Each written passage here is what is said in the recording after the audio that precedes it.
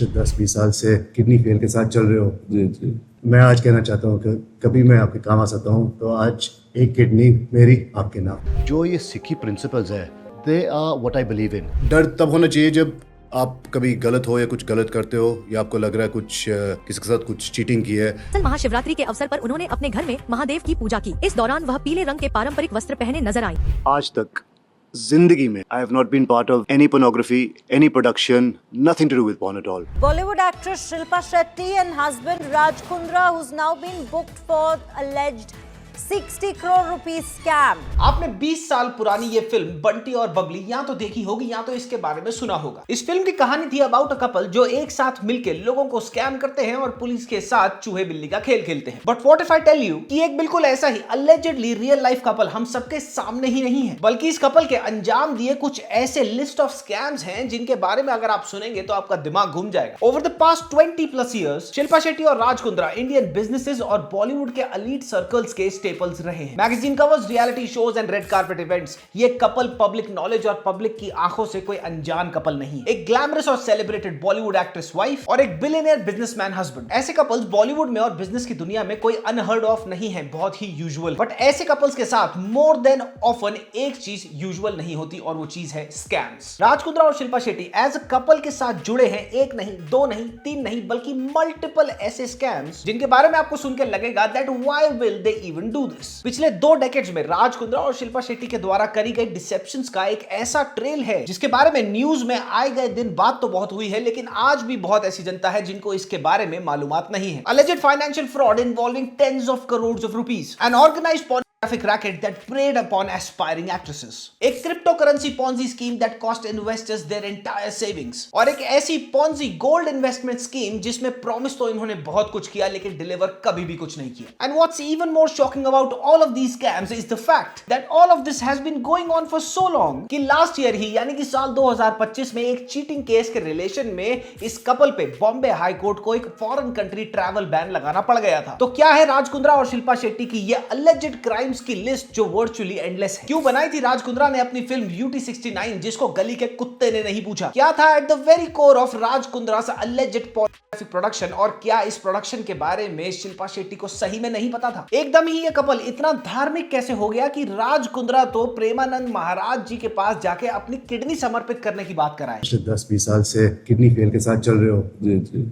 मैं आज कहना चाहता हूँ कि कभी मैं आपके काम आ सकता हूँ तो आज एक किडनी मेरी आपके नाम। राज कुंद्रा क्यों कर रहे हैं आजकल अपनी हर पब्लिक अपीयरेंस एक पग पहन के? क्यों नहीं मिला शिल्पा शेट्टी को साल 2009 के बाद से अब तक एक भी क्रेडिबल या लेजिटिमेट रोल बॉलीवुड फिल्मों में? And the most important question of them all, इन सारे अलेजेड स्कैम्स का लीगल नतीजा क्या निकला? तो आज राज कुंद्रा और शिल्पा शेट्टी के इन्हीं लिस्ट ऑफ अलेजेड स्कैम्स पर नजर डालेंगे और मैं आपको बताऊंगा कि ये स्कैम्स इन्होंने किए कैसे, इन स्कैम्स के विक्टिम्स कौन थे, इन स्कैम्स का लीगल रिस्पॉन्स क्या रहा, and what was the wider societal damage that they cost. लेकिन वीडियो में आगे बढ़ने से पहले मैं कुछ चीजें हमेशा की तरह क्लियर कर देना चाहता हूं। हर केस और हर केस की डिटेल जो मैं इस वीडियो में शेयर करूंगा वो पहले से ही पब्लिकली अवेलेबल है थ्रू वेरियस मीडिया आउटलेट्स। मैं अपने मन से कुछ भी नहीं बोलूंगा और जितना भी सोर्स मटेरियल मैं इस वीडियो में साइट करूंगा उस सारे सोर्स मटेरियल के लिंक आपको डिस्क्रिप्शन बॉक्स में मिल जाएगा। और साथ ही अगर मेरे को इस वीडियो को गिराने के लिए लीगल थ्रेट दिए जाते हैं मैं वो भी आपको अपनी कम्युनिटी पोस्ट के द्वारा बता दूंगा। तो आगे बढ़ते हैं और शुरू करते हैं ऑनेस्टली सेइंग ओपिनियंस।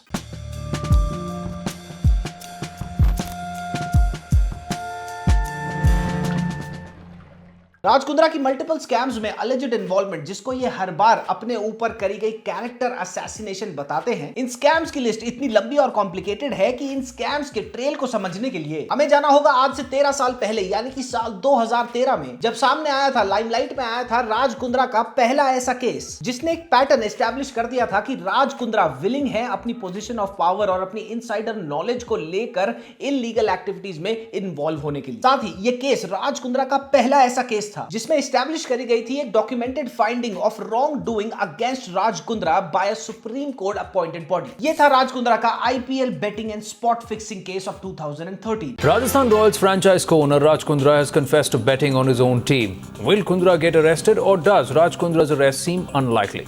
साल 2008 में राज कुंद्रा और शिल्पा शेट्टी को ओनर्स बनते हैं आईपीएल टीम राजस्थान रॉयल्स के और ये दोनों होल्ड करते हैं approximately 11.7% of Rajasthan Royals total shares. मई साल 2013 में आईपीएल में बहुत ही लंबे टाइम से चल रहा स्पॉट फिक्सिंग और बेटिंग का स्कैंडल सामने आता है। इसी के चलते दिल्ली पुलिस अरेस्ट करती है राजस्थान रॉयल्स के 3 प्लेयर्स को, एस श्रीशांत, अजित चंडीला और अंकित चवन। राजस्थान रॉयल्स के इन तीनों प्लेयर्स पे स्पॉट फिक्सिंग का आरोप लगाया जाता है। फिर जून 2013 में इस इन्वेस्टिगेशन का स्कोप और वाइडन किया जाता है और आड़े हाथ लिया जाता है राजस्थान रॉयल्स के देन ओनर्स को। और दिल्ली पुलिस राज कुंद्रा से यह सवाल करती है कि क्या आप अपनी ही टीम पे बेटिंग कर रहे थे एक नॉन बुकी के साथ मिलकर। इस केस में अक्टूबर 2013 में सुप्रीम कोर्ट इन्वॉल्व हो जाता है और इस केस की तह तक पहुंचने के लिए बकायदा एक 3 मेंबर्स की कमेटी सेटअप करी जाती है जिसका नाम था जस्टिस मुकुल मुदगल कमेटी। और सारी जांच पड़ताल के बाद इस कमेटी की फाइंडिंग्स ये रिवील करती हैं कि राज कुंद्रा और इनके साथी मैयप्पन दोनों इन्वॉल्व थे स्पॉट फिक्सिंग और बेटिंग में। फिर 2 साल बाद जनवरी साल 2015 में सुप्रीम कोर्ट एक और कमेटी बनाती है जिसका नाम था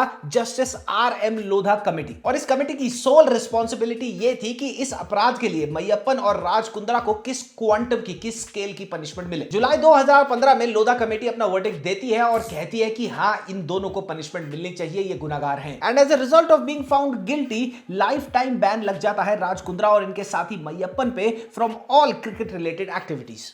चेन्नई सुपर किंग्स और राजस्थान रॉयल्स ये दोनों टीमें भी 2 साल की पार्टिसिपेशन फ्रॉम आईपीएल से बैन हो जाती हैं। एंड एज एक्सपेक्टेड इस वर्डिक्ट के आते ही राज कुंद्रा पब्लिकली एक स्टेटमेंट इशू करते हैं और कहते हैं कि मेरे साथ अनफेयर हुआ है, आई वाज रॉन्ग। राज कुंद्रा का तब भी यह कहना था और आज भी यह कहना है कि मेरे अगेंस्ट जो एविडेंस था इस केस में वो कभी मुझे दिखाया ही नहीं गया। उनके then business partner Umesh Goenka, जिनकी इस जांच पड़ताल में एक बकायदा स्टेटमेंट लगी थी, उन्होंने आके ये बताया था कि पुलिस वालों ने मुझे मारा, यहां तक कि मेरे कान का पर्दा भी रप्चर हो गया था और मेरे से जबरदस्ती राज कुंद्रा के अगेंस्ट एविडेंस लिया गया। लेकिन सुप्रीम कोर्ट का फाइनल वर्डिक्ट था गिल्टी और ये फाइनल फाइंडिंग थी by Supreme Court appointed committee, ये कोई मेयर एलिगेशन नहीं था। फनीली इनफ साल 2015 में जब ये बैन इन पे लगा तो ये बोल रहे थे कि मेरे को अंडर द बस थ्रो कर दिया गया है क्योंकि मैं एक माइनॉरिटी स्टेक होल्डर था। और आज की डेट में जब राजस्थान रॉयल्स की मार्केट वैल्यू नियरली 1600 करोड़ है तो राज कुंद्रा एक बार फिर अपने बिल में से निकल आए हैं। साल 2015 में इन्होंने बोला था, I have washed my hands of cricket from India, अब मेरा कोई लेना देना नहीं है इंडिया में क्रिकेट से। लेकिन अभी पिछले महीने करे गए एक पॉडकास्ट में इन्होंने कुछ और ही बात कही। इन्होंने बहुत ही प्राउडली बोस्ट करते हुए ये बोला कि मेरी उस टीम में largest single cheque holder investment थी उस टाइम और अभी भी ये केस चल रहा है और शायद आगे जाके कोई उम्मीद हो मेरे को मेरी होल्डिंग शायद वापस मिल जाए। अब साल 2013 से साल 2015 के बीच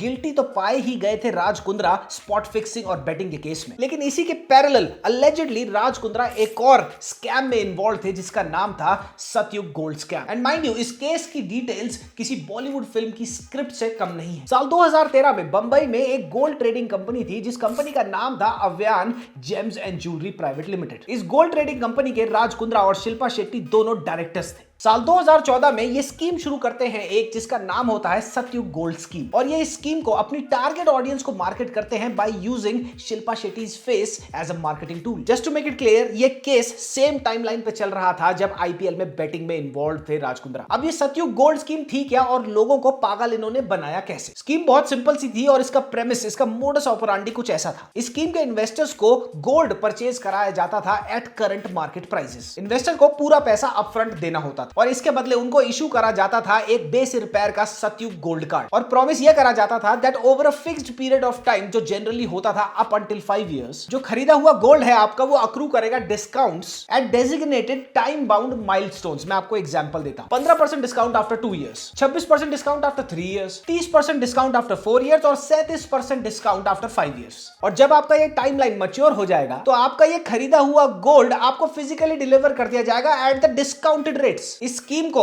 अपने सर्कल्स में राज कुंद्रा और शिल्पा शेट्टी ने अपने इमेज की लेवरेज लेके दबाकर मार्केट किया। राज कुंद्रा की इमेज से समहाउ आया बिजनेस का ट्रस्ट और शिल्पा शेट्टी की इमेज से इन्होंने समहाउ बोरो किया लेजिटिमेसी एंड ट्रस्टवर्दीनेस का फैक्टर। अगर यही स्कीम बेचने जाता कोई लेसर नोन प्रमोटर या ओनर वो कभी नहीं अचीव कर पाता जो इन दोनों ने अपनी इमेज के बेसिस पे किया। और फिर मार्च 2014 में होता है इस स्कीम का पोंजी होने का खुलासा। एक एनआरआई बिजनेसमैन जिनका नाम था सचिन जोशी, उन्होंने इस स्कीम में अपने आप को एनरोल कराते हुए 1 किलो गोल्ड खरीदा था एट अराउंड 18.5 लाख रुपए फॉर 5 ईयर मैच्योरेशन पीरियड, और ये गोल्ड इन्हें मिलना था कायदे के हिसाब से 25 मार्च 2019 को। लेकिन इन्हें मिलता क्या है? ठेंगा। ये राज कुंद्रा और शिल्पा शेट्टी को एड्रेस करने के लिए उनके ऑफिस जाते हैं, लेकिन ऑफिस वहां पे होता ही नहीं है। और फिर सचिन जोशी पुलिस के पास चीटिंग और फ्रॉड का केस अगेंस्ट राज कुंद्रा और शिल्पा शेट्टी दर्ज कराते हैं। सचिन जोशी अपने रिपोर्ट में दर्ज कराते हैं कि मेरे 18 लाख का गोल्ड अब तक 44 लाख का हो जाना चाहिए था, लेकिन मुझे मिले 4 रुपए भी नहीं। और फिर आती है इसी स्कीम के दूसरे विक्टिम की कंप्लेंट, जिसका नाम होता है पृथ्वीराज कोठारी। इन्होंने इस चिटफंड स्कीम में इन्वेस्ट किए थे 90,38,600 रुपए फॉर 5 इयर्स, और इनको प्रॉमिस किया गया था 24 कैरेट का 5 kilo gold,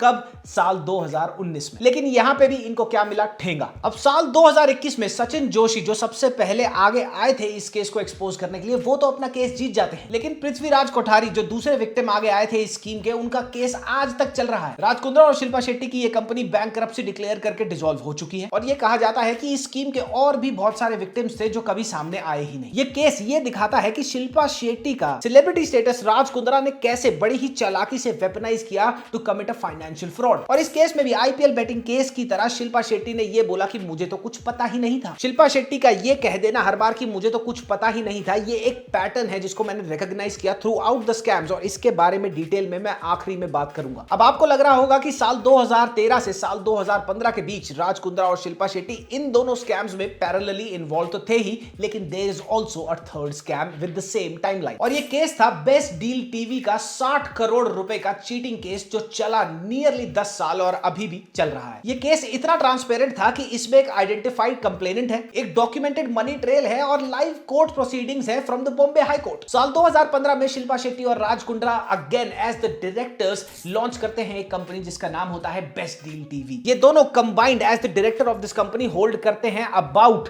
88.61% of the total shares. The mind boggling part about this case is the fact कि इस केस के जो इकलौते विक्टिम थे वो कोई फाइनेंशियली अनएजुकेटेड इंडिविजुअल नहीं थे। इस विक्टिम का नाम था दीपक कोठारी, और वो डायरेक्टर थे एनबीसी लोटस फाइनेंशियल कैपिटल के। और दीपक कोठारी को मिलाया जाता है राज और शिल्पा से विद अ मिडिल एजेंट जिसका नाम था राजेश आर्य। अब राज कुंद्रा और शिल्पा शेट्टी अलेजिडली बोतल में उतारते हैं दीपक कोठारी को, और उनको बोलते हैं कि हमारे को 75 करोड़ का लोन दे दो at 12% annual rate of interest. लेकिन यहाँ पे कैच ये होता है, तिगड़म राज कुंद्रा यहाँ पे ये भिड़ाते हैं कि दीपक आप हमारे को ये लोन का पैसा एज लोन शो करके मत डिस्पर्स करो, हमारे को ये आप दो एज इन्वेस्टमेंट शो करके, क्योंकि इसमें आप भी टैक्स बचा सकते हैं और हम भी टैक्स बचा सकते हैं। और इसके बदले दीपक कोठारी को राज कुंद्रा प्रॉमिस करते हैं मंथली पेमेंट्स और अल्टीमेटली एक फुल एंड फाइनल पेमेंट। फिर अप्रैल 2015 से मार्च 2016 के बीच दीपक कोठारी करते हैं 2 अलग अलग ट्रांजैक्शंस ट्रांसफर की टू राज कुंद्रा एंड शिल्पा शेट्टी। पहली ट्रांजैक्शन होती है 32 करोड़ की और दूसरी ट्रांजैक्शन होती है नियरली 61 करोड़ रुपए। अप्रैल 2016 में बकायदा शिल्पा शेट्टी ने अलेजिडली साइन भी की थी एक पर्सनल गारंटी टुवर्ड्स कोठारी। अब सुनिए सितंबर 2016 में ये दोनों क्या करते हैं। सबसे पहले तो Shilpa Shetty as the director of best deal TV resign कर देती, और इस रेजिग्नेशन की शिल्पा कोई भी सैटिस्फैक्टरी एक्सप्लेनेशन नहीं देती। और इसी दौरान पता चलता है कि company best deal TV face कर रही है इंसॉल्वेंसी प्रोसीडिंग्स, और दीपक कोठारी का यह कहना था कि इन इंसॉल्वेंसी प्रोसीडिंग्स के बारे में मुझे कभी बताया ही नहीं गया। अब सवाल उठता है कि बेस्ट डील टीवी के अगेंस्ट ये इंसॉल्वेंसी प्रोसीडिंग शुरू क्यों हुई। 2017 में पता चलता है कि ये इंसॉल्वेंसी प्रोसीडिंग शुरू हुई because of them defaulting on another agreement. मतलब किसी से अपनी फेस वैल्यू पे, अपनी बीवी की फेस वैल्यू पर पैसा दबा के पकड़ लिया, उसको इन्वेस्ट करेंगे हम, यहां लगाएंगे वहां लगाएंगे बोल दिया, लेकिन पीछे ही अंदर खाते में तो इंसॉल्वेंसी प्रोसीडिंग चल रही थी। 2017 से लेकर 2023 तक दीपक कोठारी रिपीटेड अटेम्प्ट्स करते हैं कि मेरा को मेरा पैसा वापस मिल जाए, लेकिन ये दोनों, ये कपल एकदम गायब हो जाता है और दीपक कोठारी को कोई भी आंसर्स नहीं मिलते। लेकिन अब सुनिए, जब राज कुंद्रा पकड़ में आते हैं इन्वेस्टिगेशन की, तो वो क्या कहते हैं कि मैं पैसे इसलिए नहीं दे पाया दीपक कोठारी को वापसी क्योंकि 2016 में जो डीमोनेटाइजेशन हुई थी उससे हमारी कंपनी के अप्लायंसेस तक बिक गए। अक्टूबर 2024 में राज कुंद्रा और शिल्पा शेट्टी के जो लॉयर्स होते हैं वो कहते हैं ये क्रिमिनल केस तो बनता ही नहीं, इसको सिविल बनाओ। 14 अगस्त 2025 को दीपक कोठारी फाइनली राज कुंद्रा और शिल्पा शेट्टी के अगेंस्ट एक फ्रॉड और चीटिंग का FIR दर्ज करा देते हैं। क्योंकि ये अमाउंट 10 करोड़ रुपए से एक्सीड करता है, ये केस ट्रांसफर कर दिया जाता है EOW यानी कि इकोनॉमिक ऑफेंसेस विंग को। एंड गेस व्हाट, साल 2015 में करा गया ये स्कैम अपने ऑलमोस्ट अंजाम पे आके लगता है सितंबर 2025 यानी कि last year. Economic offences wing ये नोटिस करती है कि दीपक कोठारी के साथ फाइनेंशियल फ्रॉड हुआ है और आंसरेबल नहीं बन के खड़े हो रहे हैं राज कुंद्रा और शिल्पा शेट्टी। तो वो करते क्या है, इन दोनों के अगेंस्ट एक एलओसी इशू कर देते हैं यानी कि लुकआउट सर्कुलर, और इन दोनों का फॉरेन ट्रैवल बैन कर देते हैं। ईओडब्ल्यू के साथ राज कुंद्रा इन्वेस्टिगेशन में कहते हैं ये जो 60 करोड़ मैंने दीपक कोठारी से पकड़ा था वो तो मैंने बिपाशा बासु, नेहा धूपिया और एकता कपूर को दे दिया शूटिंग के लिए। अब ये भी एक मिसरिप्रेजेंटेशन थी on the part of Raj Kundra, क्योंकि दीपक कोठारी को तो ये बताया ही नहीं गया था कि इस 60 करोड़ का ब्रेकडाउन इन्वेस्टमेंट होगा कैसे। सितंबर 2025 में ईओडब्ल्यू 4.5 घंटे के लिए क्वेश्चन करती है शिल्पा शेट्टी को, और यहां पे वही पैटर्न जिसके बारे में मैंने आपको बताया था कि मुझे तो कुछ पता ही नहीं, मेरा तो कोई रोल ही नहीं है, यहां पे भी वही होता है। शिल्पा शेट्टी 4.5 घंटे बस यही रिपीट करती हैं कि मेरा तो कोई डे टू डे रोल था ही नहीं बिजनेस के ऑपरेशन में। अक्टूबर 8, 2025 को हाई कोर्ट राज कुंद्रा और शिल्पा शेट्टी को ऑर्डर करता है कि तुम देश के बाहर कदम मत रख देना before you pay Deepak Kothari his due 60 crore rupees. ये दोनों हाई कोर्ट में प्ली डालते हैं कि प्लीज हमारे को लेजर ट्रिप्स करने के लिए बाहर जाने दो, लेकिन इनका प्ली रिजेक्ट हो जाता है। फनीली इनफ ये अपने आर्गुमेंट, अपने प्ली में कहते हैं कि हमारे को एक लेजर फैमिली ट्रिप के लिए फुकेट जाना है, वहां तक जाने दो, लेकिन वो भी रिजेक्ट हो जाता है। दिसंबर 2025 में ये केस और ज्यादा सीरियस हो जाता है। ईओडब्ल्यू आईपीसी सेक्शन 420 ऐड कर देती है। कोठारी की लीगल टीम बोलती है कि हम एनफोर्समेंट डायरेक्टोरेट यानी कि ईडी के पास जाएंगे पीएमएलए एक्ट लगवाने के लिए राज कुंद्रा पे। पीएमएलए होता है prevention of money laundering act, और इसी केस के चलते शिल्पा शेट्टी ने बेशर्मी से पब्लिकली ये तक बोला था कि हमारे पे करा गया ये केस तो बेसलेस है, हमारे को जबरदस्ती मीडिया में क्रिमिनल कलर्स दिए जा रहे हैं। इस केस का वर्डिक्ट क्या रहा, अभी तक नो कन्विक्शन। ईओडब्ल्यू इसको ट्रीट कर रहा है as a criminal cheating case. Raj Kundra और शिल्पा शेट्टी कोशिश कर रहे हैं कि इस क्रिमिनल एफआईआर को किसी तरीके से एक सिविल सूट में तब्दील कर दिया जाए, और इस केस के जो विक्टिम थे दीपक कोठारी, उनको 8 साल वेट करना पड़ा, तब जाके उनकी एफआईआर दर्ज हुई। और राज कुंद्रा और शिल्पा शेट्टी इन दोनों पे अभी भी फॉरेन कंट्री में जाने से ट्रैवल बैन लगा हुआ है। वो 6-8 महीने पहले प्रेमानंद जी महाराज के दरबार में जाके हाथ जोड़ के अपनी किडनी दी जा रही थी ना, वो इसी दौरान का टाइम था। अब ये इमेज व्हाइट वॉशिंग कैसे करी जा रही है, धर्म की लाठी पकड़ के, समझदार को इशारा काफी। 2013 से लेकर 2015 के बीच मैंने आपको 3 पैरेलल चल रहे स्कैम्स बताए, there is a fourth one as well.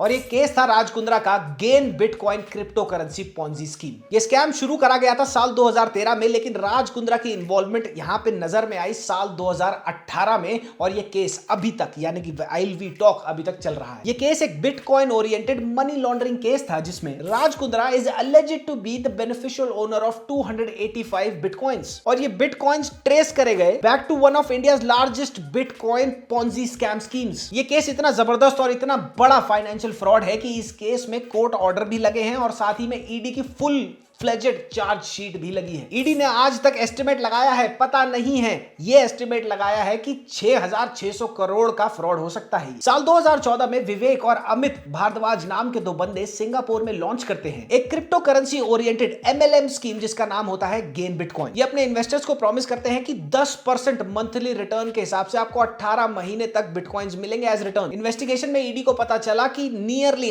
8 से 10,000 एट इट्स पीक इन्वेस्टर्स थे इस स्कीम में। साल 2018 में ईडी इस पूरी की पूरी स्कीम को ले आती है under the purview of PMLA यानी कि prevention of money laundering act, और यहां पे आता है राज कुंद्रा का नाम। पता चलता है कि विवेक और अमित भारद्वाज से 285 बिटकॉइंस राज कुंद्रा को मिले थे या उन्होंने लिए थे, और उनको एक माइनिंग फार्म सेटअप करना था यूक्रेन में। इसके बाद जून 2019 में ईडी अपनी पहली प्रोसिक्यूशन कंप्लेंट फाइल करती है इन द पीएमएलए कोर्ट, और कुंद्रा के अगेंस्ट सबूत के तौर पे अटैच करी जाती है कुंद्रा की properties worth nearly 100 crore rupees. और ईडी का यह कहना होता है कि कुंद्रा के पोजेशन में अभी भी ये 285 बिटकॉइंस हैं, which are nearly worth more than 150 crore rupees. Although इस इन्वेस्टिगेशन के दौरान ये कपल ईडी के साथ कोऑपरेट तो करता है, लेकिन अक्टूबर 3, 2024 को ईडी इनको इशू कर देता है एक एविक्शन नोटिस। इनको बोला जाता है कि अपने जुहू का रेजिडेंस और पुणे का फार्म हाउस 10 दिन के अंदर अंदर खाली कर दो। ये दोनों बॉम्बे हाई कोर्ट जाते हैं और एविक्शन को रेकलेस और मीनिंगलेस बताते हैं, और लीगली इन्वोक करते हैं through their lawyers, through their legal team, their right to shelter. फिर सितंबर 2025 में ईडी एक और चार्जशीट फाइल करती है, और उसमें बताती है कि राज कुंद्रा नंबर 1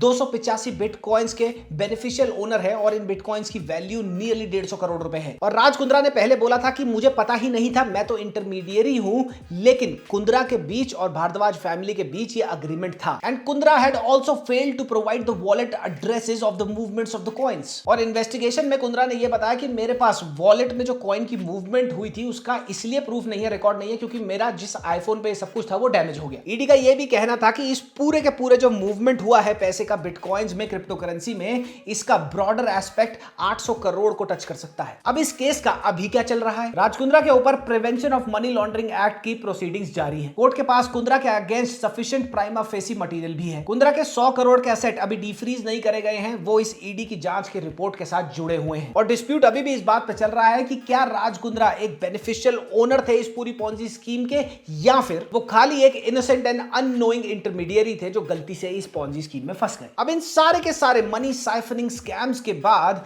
राज कुंद्रा का नाम आता है एक ऐसे केस में जो पूरे देश को हिला देता है, और ये केस होता है राज कुंद्रा का the hot shots pornography racket. Crime Branch Mumbai registered an offence in February 2021 at Malwani Police Station regarding picturization of some pornographic films and their publishing. ये केस आज तक का most heavily documented criminal case against Raj Kundra है। WhatsApp chat records, seized videos, huge email trails and witness statements recorded in front of a magistrate, और एक नहीं बल्कि multiple chargesheets. इस केस का जो एविडेंस ट्रेल है वो इतना ज्यादा है कि उसके चलते उसको ट्रेस करते करते पिछले 5 से 6 साल निकल चुके हैं। ये पॉर्न फिल्म्स बनाने का रैकेट शुरू होता है साल 2019 में। राज कुंद्रा इन्वेस्ट करते हैं एक सेलिब्रिटी ऐप स्टार्टअप में जिसका नाम होता है आर्म्स प्राइम। ये कंपनी 60 लाख रुपए देती है पूनम पांडे को, उनको साइन करती है as one of their first models, और उनके लिए बनाती है ओनली फैंस जैसी एक्सक्लूसिव बोल्ड कंटेंट वाली एक ऐप। लेकिन मात्र एक ही महीने में डिस्प्यूट हो जाता है between Poonam Pandey and Arms Prime Media के बीच। कंपनी वाले कहते हैं कि पूनम पांडे का जो कंटेंट था वो बहुत ज्यादा बोल्ड था, और इसी के चलते उनकी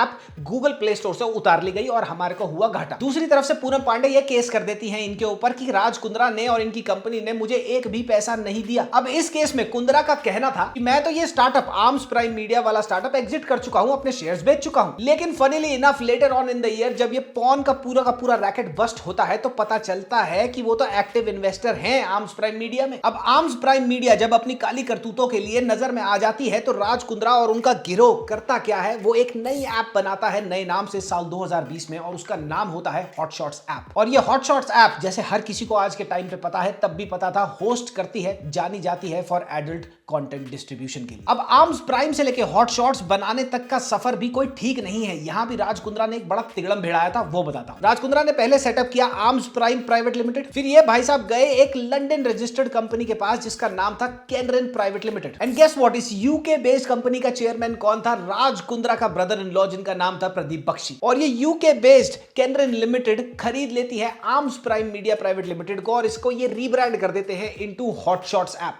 14 अगस्त साल 2020 कोविड के बीचों बीच एक ईमेल लीक होता है हॉट शॉट्स का, और उसमें पता लगता है कि स्ट्रगलिंग एक्ट्रेसेस से क्या डिमांड कर रहे थे हॉट शॉट्स वाले और उनको क्या ऑफर कर रहे थे। ईमेल में लिखा होता है कि जो फीमेल लीड होगी इस फिल्म की उसको फ्रंट से टॉपलेस जाना होगा और उसकी बैक नूड होनी चाहिए, और उनको अप फ्रंट 3 लाख रुपया कैश में मिलेगा। इस फिल्म को शूट करते हुए कैमरा के एंगल क्या होनी चाहिए, पोस्टर की डायमेंशन क्या होनी चाहिए, ये सब लिखा हुआ था इस ईमेल। ये ईमेल लीक तो साल 2020 में होता है, लेकिन साल 2021 फरवरी में रेड पड़ती है राज कुंद्रा के एक बंगले पर।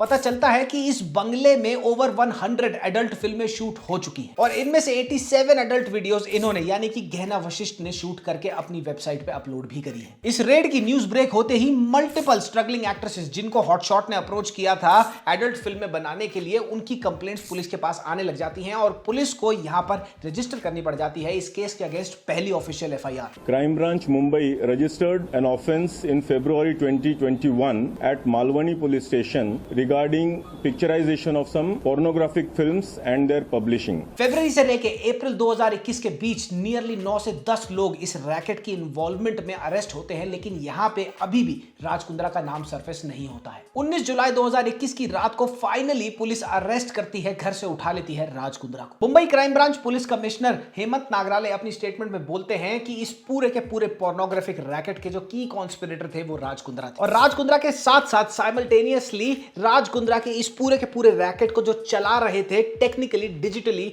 यानी कि उनके जो आईटी हेड थे रायन थॉर्प, वो भी गिरफ्तार होते हैं। जुलाई 2020 में राज कुंद्रा और इस रैकेट में इन्वॉल्व उनके जो टीम मेंबर्स थे, एज एविडेंस उनकी चैट्स उभर के आती हैं। यह भी पता चल जाता है कि जिस व्हाट्सएप ग्रुप पर राज कुंद्रा ये सारी की सारी पोर्नोग्राफिक वीडियोस बनाने की, इनको डिस्ट्रीब्यूट करने की और इनसे आई इनकम की बातचीत करा करते थे अपने टीम मेंबर्स से, उसके एडमिन भी राज कुंद्रा खुद थे। फर्दर एविडेंस में 51 ऑब्सीन क्लिप्स भी सीज करी जाती हैं। राज कुंद्रा का फोन तक इन्वेस्टिगेट किया जाता है और वहां से भी ऑब्सीन पॉर्न ओरिएंटेड क्लिप्स निकलती हैं। एक व्हाट्सएप चैट में तो यह तक पता चला कि राज कुंद्रा 121 वीडियो की एक डील नेगोशिएट कर रहे थे amounting to 1.2 million US dollars. और इन्वेस्टिगेटर्स ने यह भी सस्पेक्ट किया कि ये जितना भी जो भारी अमाउंट आ रहा था पॉर्न की प्रोसीडिंग्स का, ये जा रहा था डायरेक्टली गैम्बलिंग और बेटिंग। इसके बाद साल 2021 में जुलाई के महीने में राज कुंद्रा को हाई कोर्ट 14 दिन के रिमांड पे डालता है और साथ ही मल्टीपल और स्ट्रगलिंग एक्ट्रेसेस आगे आती हैं कंप्लेंट अपनी एफआईआर रजिस्टर कराने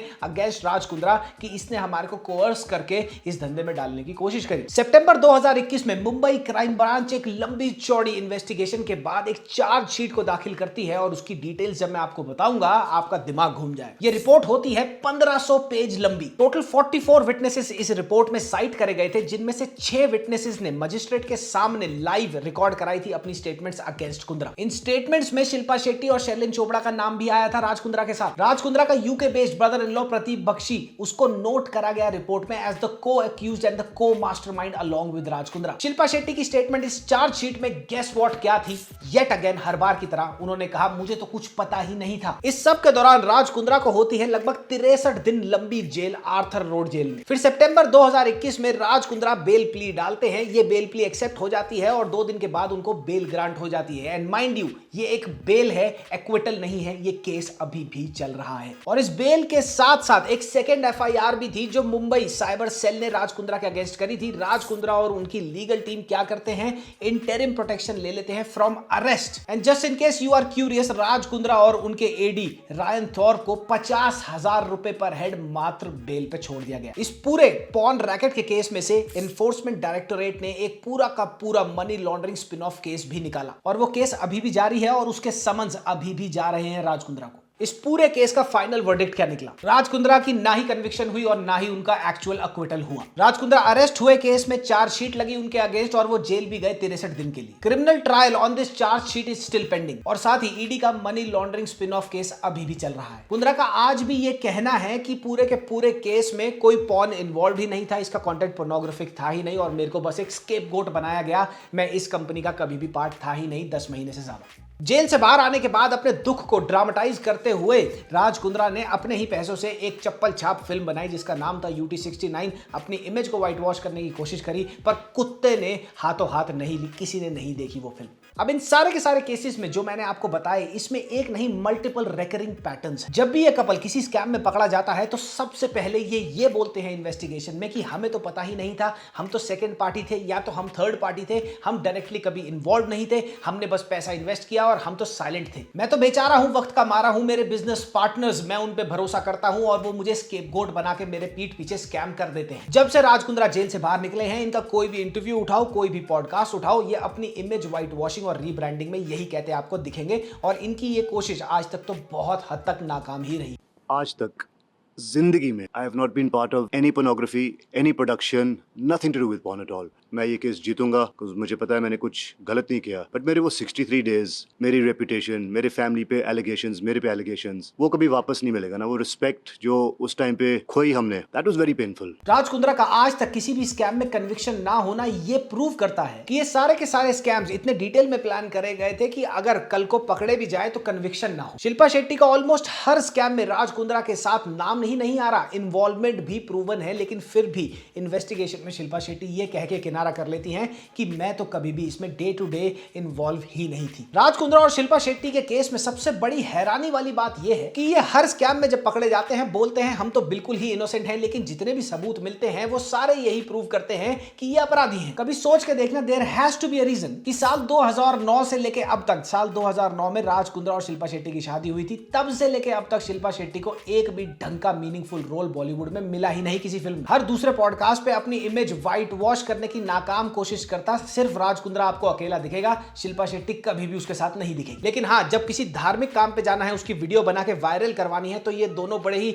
सॉफ्टली हाथ जोड़े आपको साथ बैठे दिख जाएंगे। फॉर एग्जाम्पल स्वामी प्रेमानंद महाराज जी के पास। आजकल राज कुंद्रा शायद कोई अपनी दूसरी चप्पल छाप पंजाबी फिल्म प्रमोट कर रहे हैं। I am pretty sure Punjab में भी लोग इस फिल्म को देखेंगे नहीं, और ये पग लगा के क्यों घूम रहे हैं मेरे सिख भाई, मेरे को जरा बताएं। बॉलीवुड में बहुत सारे पावर कपल्स हैं, लेकिन पिछले 20 साल में राज कुंद्रा और शिल्पा शेट्टी के अलावा एक ऐसा कपल नहीं हुआ जिस कपल के साथ 20 साल लंबी स्कैमिंग की हिस्ट्री जुड़ी है। और अब यह कहा जा सकता है सेफली कि इनके कुकर्मों की सजा शायद इनको मिल रही है, क्योंकि इनके पासपोर्ट जब्त है, फॉरेन ट्रैवल पे इनका बैन है, और अभी पिछले 2 सालों में इनको जबरदस्त तरीके से लीगल परव्यू के अंदर लिया गया है दोबारा से। ये कपल जितना ओवरनाइट अपने आप को धार्मिक बता रहा है, शिल्पा शेट्टी योगा करा रही हैं, बच्चों को डोनेशंस कर रही हैं, ये भाई साहब पग लगा के सरदार बने घूम रहे हैं पता नहीं क्यों, और साथ ही अपनी फिल्म प्रमोट कर रहे हैं, अपने पिताजी के बारे में बहुत अच्छी अच्छी बातें कर रहे हैं प्रेस कॉन्फ्रेंसेस में जाके, हर दूसरी बात पे वही मगरमच्छ के आंसू निकाल देते हैं, मेरे साथ ये हुआ वो हुआ। इस सब के पीछे एक बहुत बड़ा रीजन है कि भैया देश तो छोड़ने देगी नहीं सरकार, तो कम से कम लोगों के आगे अपनी इमेज ही व्हाइट वॉश कर ले। और इस वीडियो को खत्म करने से पहले मैं एक और बात क्लियर कर देता हूं। आई एम प्रीटी श्योर कि with in a few hours of this video going live मेरे को लीगल नोटिस भी आ जाएगा और लीगल थ्रेट्स भी आ जाएंगे इस वीडियो को डाउन करने के लिए।